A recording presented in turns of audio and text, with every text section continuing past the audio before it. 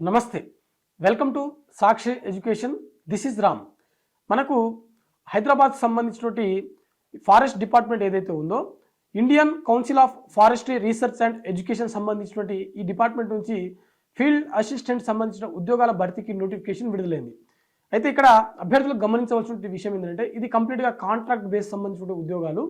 So ఈ వీటికి సంబంధించినటువంటి దరఖాస్తు ప్రక్రియ ఏ విధంగా చేసుకోవాలి, ఎప్పటి నుంచి ఈ దరఖాస్తు ప్రక్రియ మొదలు కానుంది, అదేవిధంగా వర్క్ ఏ విధంగా ఉంటుంది, దాంతోపాటుగా ఎడ్యుకేషన్ క్వాలిఫికేషన్ అంటే ఈ పోస్టులకు సంబంధించినటువంటి ఎడ్యుకేషన్ క్వాలిఫికేషన్ ఏంటి అనే విషయాల గురించి ఈ వీడియోలో పూర్తిగా తెలుసుకునేటువంటి ప్రయత్నం చేద్దాం.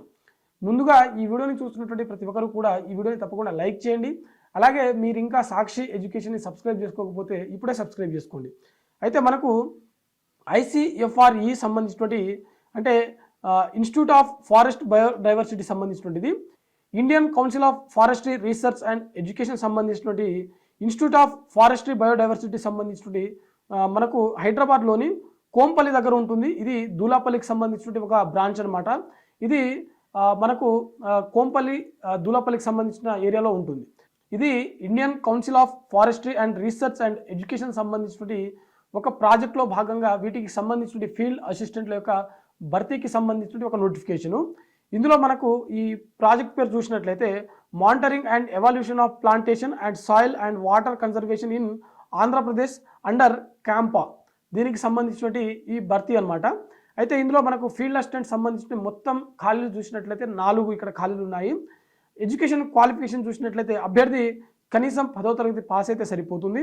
అదేవిధంగా డిప్లొమా లేదా సర్టిఫికేషన్ ఇన్ కంప్యూటర్ సైన్స్ అంటే కంప్యూటర్ సంబంధించినటువంటి ఒక నాలెడ్జ్ అనేది అభ్యర్థికి ఉండాలి అని చెప్పి చాలా స్పష్టంగా ఇక్కడ మెన్షన్ చేయడం జరిగింది. టైపింగ్లో నాలెడ్జ్ ఉన్నటువంటి అభ్యర్థులు ఎవరైతే ఉంటారో వారు కూడా ఈ పోస్టులకు దరఖాస్తు చేసుకోవడానికి ఎలిజిబుల్.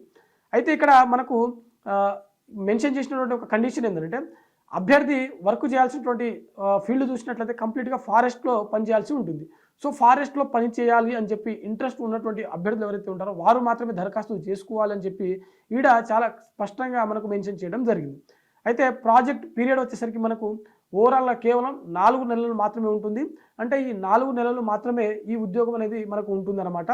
4 నెలల తర్వాత ఒకవేళ ప్రాజెక్ట్ సంబంధించినటువంటి పీరియడ్ ఏదైతే ఉందో అది మనకు పొడిగించినట్లయితే ఉద్యోగాలకు సంబంధించినటువంటి పీరియడ్ కూడా ఆటోమేటిక్గా పొడిగించడం జరుగుతుంది. అయితే కనీస వేతనం చూసినట్లయితే 17,000 రూపాయలు మనకు వేతనంగా చెల్లించడం జరుగుతుంది. సో ఇది మనకు ఈ నోటిఫికేషన్ సంబంధించినటువంటి ఫుల్ డీటెయిల్స్ అనమాట, ఈ ఫీల్డ్ అసిస్టెంట్ సంబంధించినటువంటిది.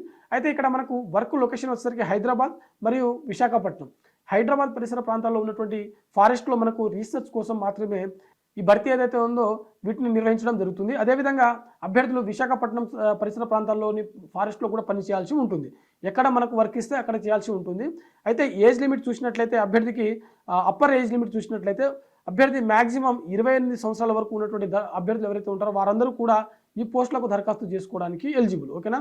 ఎవరైతే అభ్యర్థులు ST, SC మరియు OBC వర్గానికి చెందినటువంటి అభ్యర్థులు ఉంటారో వీరికి ప్రభుత్వ నిబంధనల ప్రకారం వయో సడలింపు అనేది వర్తిస్తుంది.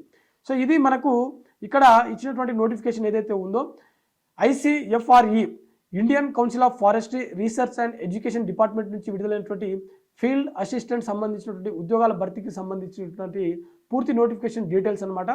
ఇది ఇవాల్టి వీడియో. మరిన్ని జాబ్ అప్డేట్స్ కోసం చూస్తూనే ఉండండి Sakshi Education. Thanks for watching. Thank you all.